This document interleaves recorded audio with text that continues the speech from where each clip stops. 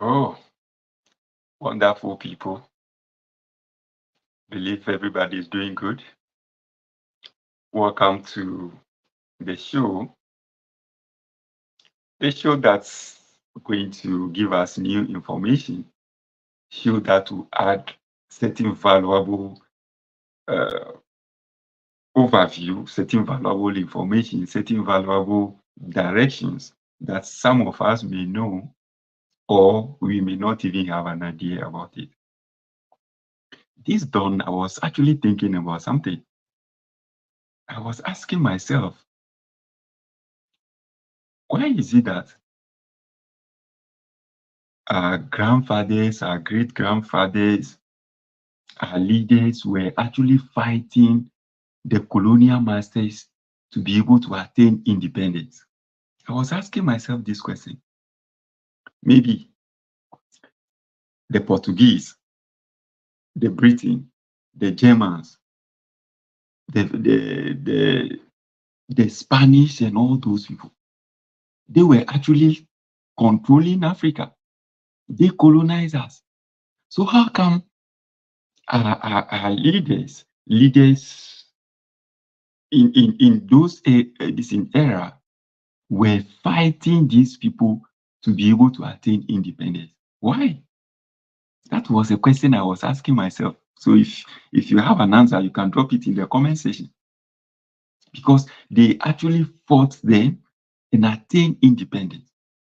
So I was thinking that it's because our leaders then knew that they are capable of managing the affair of that particular country. If I'm in Ghana, because our leaders, the big six, knew that they themselves, they are capable, or Dr. Kwame Nkrumah has already indicated that the black man is capable of managing their own affairs. And they realized that our colonial masters were doing things against them. They were taking their resources away, they were brutalizing them, they were maltreating them, they were preventing them from having access to certain things that belongs to them, that belongs to us. So these were some of the bases upon which they attained independence. Now, what happened after independence? Once they attained independence, the first thing they have done was to change the constitution our colonial masters were using. So those who attained the independence, they sat down and drafted their own constitution, a constitution that will align with our values, constitution that will align with the way they intend to do things, constitution that will ensure that they give freedom and movement to everybody. So this necessitated the need to change the constitution the colonial masters were using. So they used that constitution to maybe a point in time. And maybe those days there were military rules in Ghana. So because there was a military rule, once there is an overthrow of a particular military regime, they change the constitution. They change the constitution to ensure that it benefits them. It aligns with what the goal, it aligns with the manifesto, it aligns with what they intend to do. That is right. Now, I think this runs through all African countries. It runs through all African countries. Now, you know that even when we transition from a military rule to democracy, we are still calling for a change in the constitution because we've realized that there are certain loopholes in the constitution. We realize that the constitution is not meeting our needs. The constitution is not meeting our demands. But let me cite the example of Ghana. I know under the watch of this in John, when Jerry John Rawlings actually introduced democracy, the constitution we are using in Ghana now is in the 1992 constitution. But The lawyers, civil societies, organizations were calling for the change in the constitution because they realized that there are a lot of infractions in the constitution. The constitution doesn't seem to address certain things. There are loopholes in the constitution that makes corruption to be so easy. There are loopholes in the constitution that allows politicians to do so many things. So in 2010 or so, the late President John Evans Atta Mills had actually constituted a Constitution Review Committee. If you are in Ghana, you know this. The Constitution Review Committee was tasked to review the Constitution and come out with a new ways or a revised ways of doing certain things. I learned there was a white paper. The recommendations were actually accepted, and the president was in the processes of implementing it.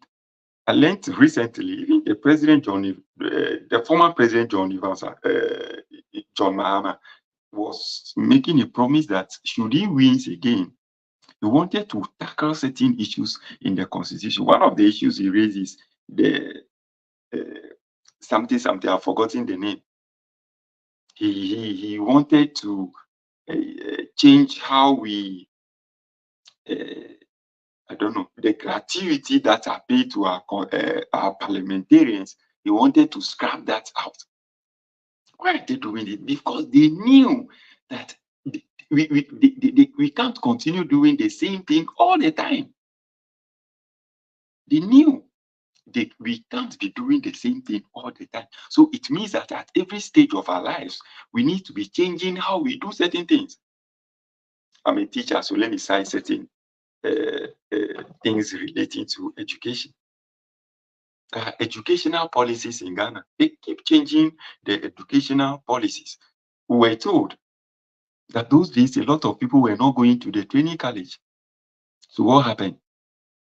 They had a policy to ensure that they will be paying an allowance to people who were going to training college, so that the allowance will attract a lot of people to become teachers. In those days, people were going to university, so they realized that the good materials were actually going to the university. So they brought the allowance to attract a lot of them, and it worked. But you realize at a point in time, they have scrapped the allowance because they realize that the allowance that they have instituted a long time ago was not really serving the need again, was not serving the purpose, because a lot of SHS graduates were going to the training college. So they have decided to take that out. You see, they have taken that allowance out. In those days, to be able to go to training college, you need a grade between A1 to E8. What happened? They have also scrapped that policy away and instituted a new policy.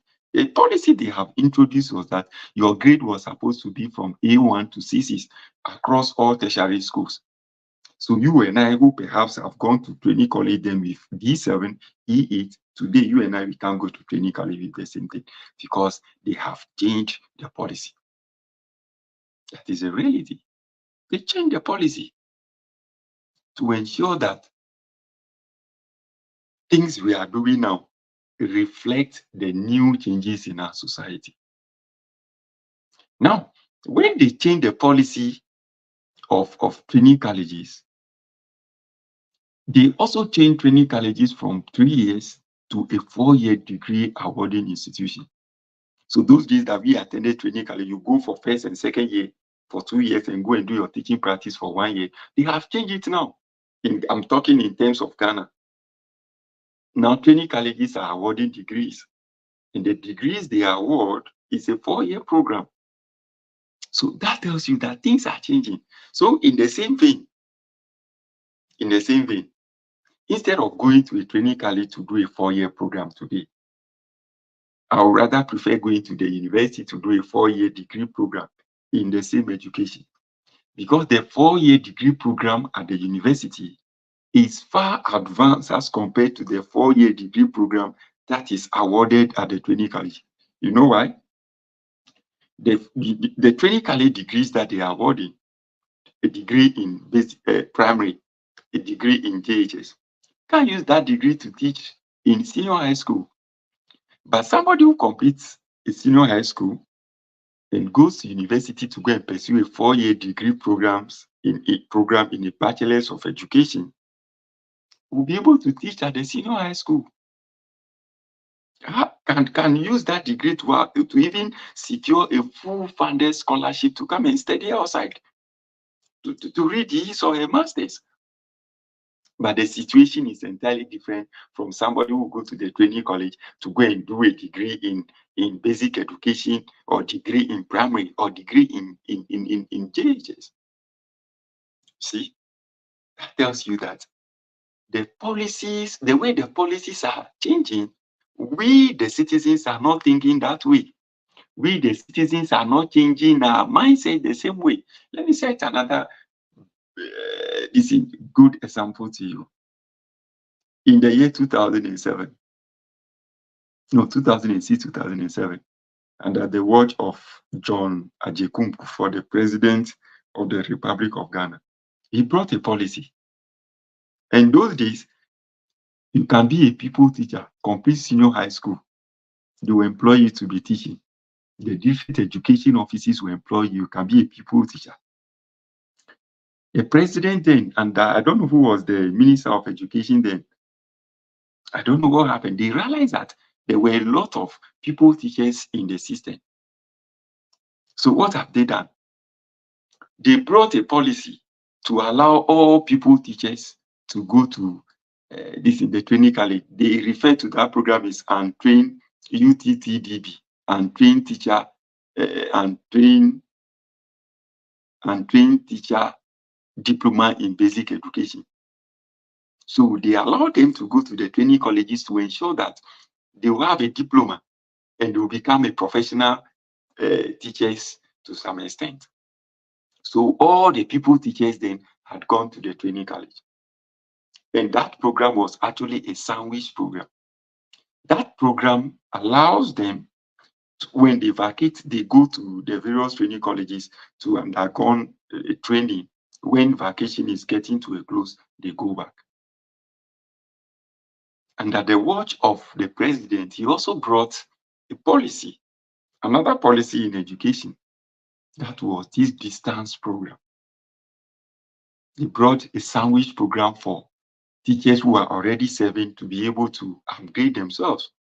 Some of the sandwich programs they brought then UCC brought one is I think sandwich program for people who intend to do a diploma in basic education, a degree in basic education. That program was actually a 6 semesters program. It was a 3-year program. Later on, they changed it to 5 semesters program or something. No, later on they changed it to 2.5-year program. Now they also have another program that allows teachers who are already serving to go and do a degree for 3 semesters. Then they have a degree for 5 semesters. Now, they also have a distance program that allows teachers to go and study for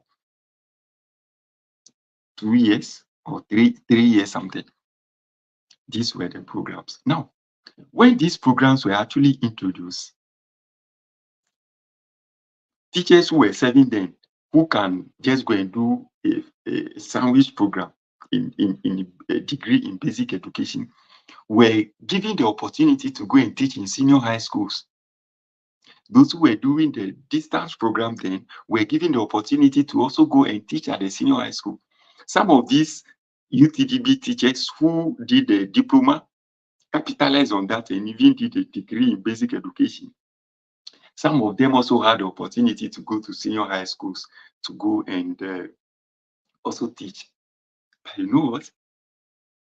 The Ghana Education Service saw that a lot of these UTDB teachers were moving to the senior high schools. So you know what they did? They changed the policy again to prevent all basic education teachers who had a degree in basic education from going to teach at the senior high schools. So now if you have a degree in basic education, you can only teach at the basic school. And I've also learned that there are some of the senior high schools that stop taking teachers who have even done this degree this distance education degree. So if you need an assurance letter, the schools will actually ask you to bring your transcript so that they'll check the number of years that you have studied. You see the thing now? Now, let me tell you, nobody should lie to you. Life is actually a journey. Life is about making progress. If you are teaching at the basic school and you are able to progress from the basic school to the senior high school, it's a big achievement. If you are teaching at the senior high school, you've been able to progress to teach at the training college, at the technical university, at the university, it's a big achievement. It's a big achievement.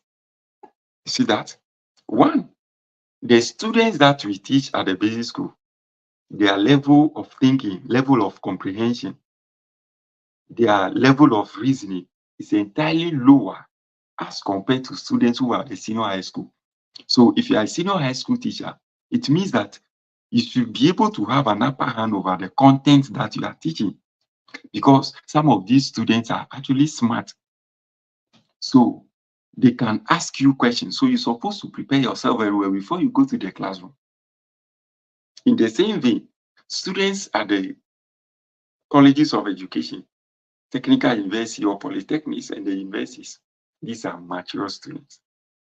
So to be able to progress is actually an improvement. It's actually a progress in your career. Now, if the dynamics are changing, then it also means that we should also be changing around it. Even now, to be able to go and do your sandwich program, are you also aware that you need to obtain permission to be able to start that program? You need a permission to be able to start the program. That tells you that things are not the same way. Things are changing. Now, did you also see how our politicians are actually upgrading themselves? Did you see those who are actually graduating in schools in Ghana, even in Nigeria or in African countries? Have you seen the way our politicians are going to school? Have you seen the way they finish one program this year? Next year, they are enrolling in another program. Our celebrities are going to school. Underdog politicians, even known politicians, are going to school. You think they are just going to school because they want to upgrade their knowledge? No, they are going to school because they want to secure political appointments. They want to secure political positions. For which purpose? For the purposes of making more money.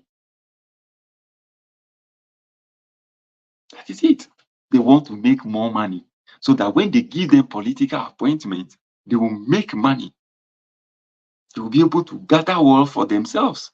They will first gather wealth for themselves before they will even look at other party boys or whosoever.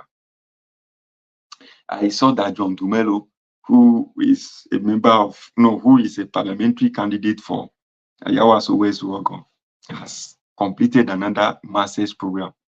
This tells you that even he has about 2 masters. This tells you that even if he didn't win to become a member of parliament, it's possible that he can get an appointment having 2 master's degree. He's positioning himself. He's positioning himself to ensure that things are in place so that when his party wins, if the party wins, he will get a position. Now, based on all that I have said, you, the one watching me, are you also changing your mindset like that? The way they keep changing the constitution, policies in education, policies in whatsoever. Are you also changing your mindset like that? Or things that you were taught since childhood, You are still glued to that. Things that you were taught in school, you are still glued to it. Or something that somebody told you 10 years ago, you are still glued to it. So it means that every day we must be changing how we think. We must be unlearning certain things and relearn. You see that? Now, so if you are somebody who is watching me, you want to go to school, don't just go to school because you want to graduate, take pictures and frame it and put it in your room. No. If you are going to school, you should go to school for two purposes. Go to school because you want to add more knowledge for personal development, and go to school because you want a rise in your salary. You want to be paid a better salary. That is it.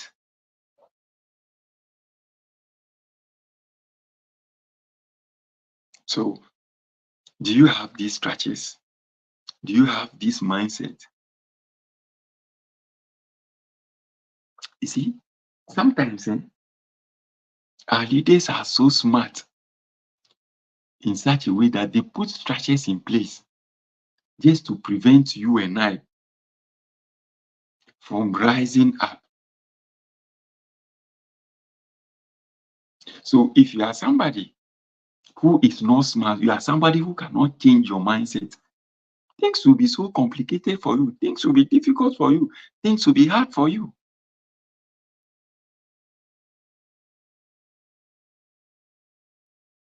So changing your mindset is really, really important. Now, those days that people were going to training college because they wanted to use it as a stepping stone. Today, you and I, we know that changing a career in Ghana is difficult. Changing career in Africa is really difficult. Really difficult. Because you need money. So if you have gone to training college because you wanted to use it as a stepping stone, today you know your level now. You know that it is difficult to change that career. People are struggling. So if you have done a degree in basic education, you can't. So you have done a degree in basic education maybe for 2 years. You've done your master's MA for 1 year. Can you teach at a training college? Will you teach at even after degree 2 years, you do your MA1. Even if you go and do your PhD, no university will employ you to come and teach because you are a half-cake applicant. You are a half-cake bread. That is the reality. So if you have degree 2 years or 1 year, 3 semesters, masters 1 year, the only thing they will give you is to make you one headmaster at the basic school. Maybe 2. The worst one is to make you CS or CSUs, they call them. Finish. What is the salary? What is the allowance? No. So if you want to use the training college route as a stepping stone, it means that it will retard you. Some of these things are in place now to ensure that you and I will not be able to rise and be at a position where you also be involved in making decisions. You can't make decisions. You can only be at the lower level and be receiving information. So whatever decision you are making today,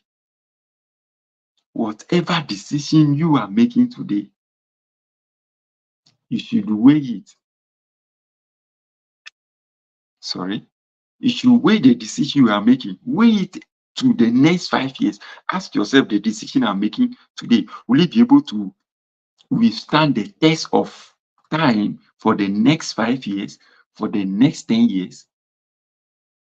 Because making money, helping your family, helping yourself, making money, helping yourself should also be part of what the decisions that you make. You should be able to progress. Life is a journey. You should be able to see that progression in your life.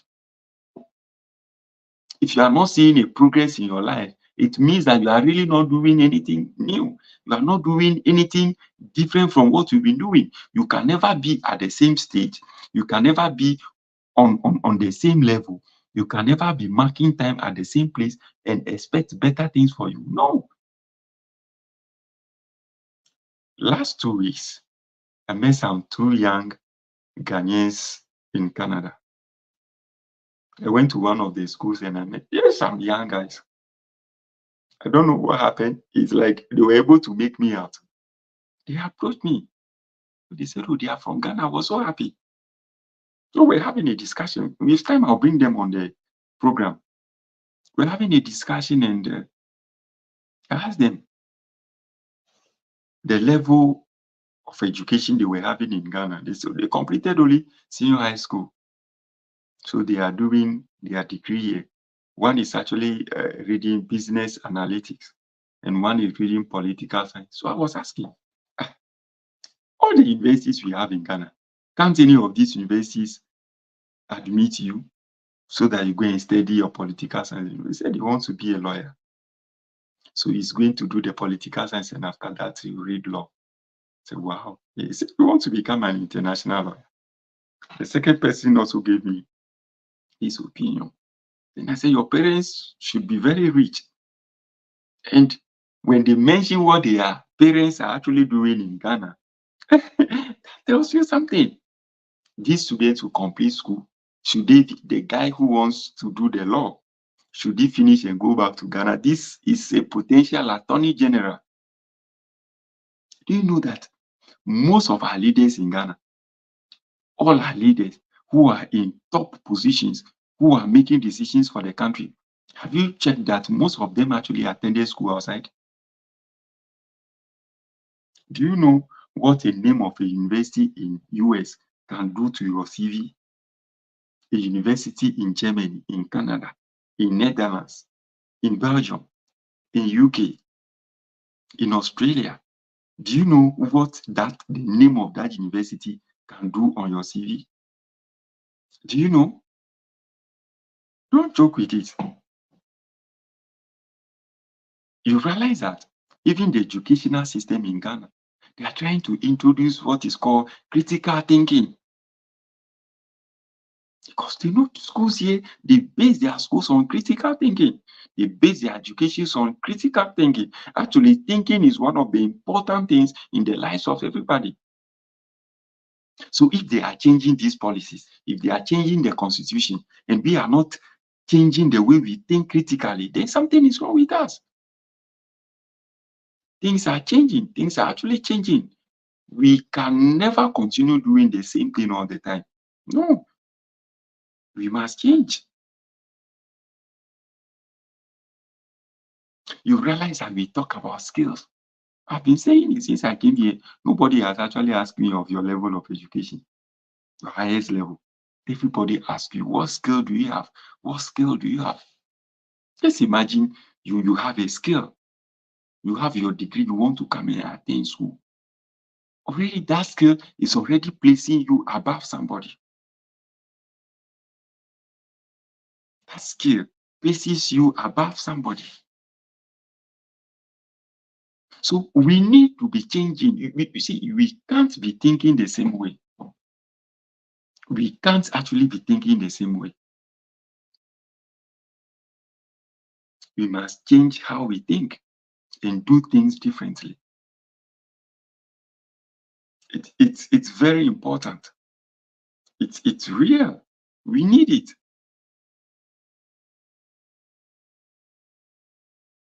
Guys, let's think about these things and see. Think about it. I believe it will help you. Think about it. So whatever decision you are going to make today, think about it. There is a saying in a way that they say, or there is a name in a way. They say it's Buchomapo. Think about tomorrow. So whatever decision you are making today, think about tomorrow. Whatever action you are taking today, think about tomorrow. Whatever you are going to say today, think about tomorrow. Because tomorrow will hold you to a test. Tomorrow will hold you accountable. Guys, that is it. Guys, think about it and let's see how things will begin to go. If you are somebody who doesn't have what they say mental revolution, if you can't change your mindset, then you keep retrogressing because the world is actually moving. The world is now a global village. Things are moving so fast. Things are changing so quickly. So you need it. Guys, God bless you. Enjoy the rest of your evening. You are gold in the dust. Bye-bye.